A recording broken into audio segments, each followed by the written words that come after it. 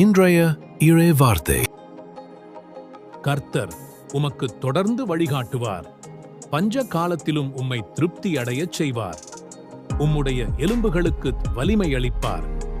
நீர் பஞ்சமில்லாத தோட்டம் போலும் நீர் நழுவாத நீரூற்று போலும் இருப்பீர். ஏசாயா அதிகாரம் 58 வசனம் 11. கர்த்தர் உமக்கு தொடர்ந்து வழிகாட்டுவார் என்பது தேவன் எப்போதும் உங்களை வழிநடத்துவார். நீங்கள் எந்த நிலைமையிலும் இருந்தாலும் ஒளி காட்டும் தீபமாக இருக்கிறார். பஞ்ச காலத்திலும் உம்மை திருப்தி அடையச் செய்வார் என்பது கடுமையான காலங்களிலும் தேவன் உங்களுக்கு தேவையானதை தருவார். பஞ்சம், பசி, பற்றாக்குறை இருந்தாலும் நீங்கள் குறைவாக இருப்பதில்லை.